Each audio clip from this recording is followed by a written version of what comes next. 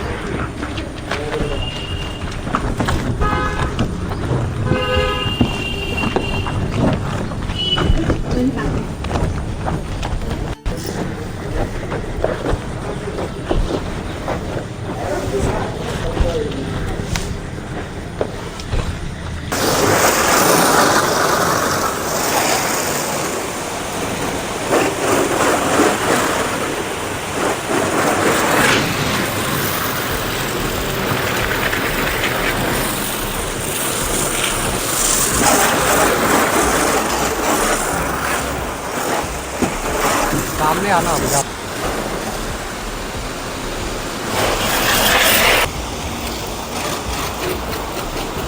ये वाला टायर का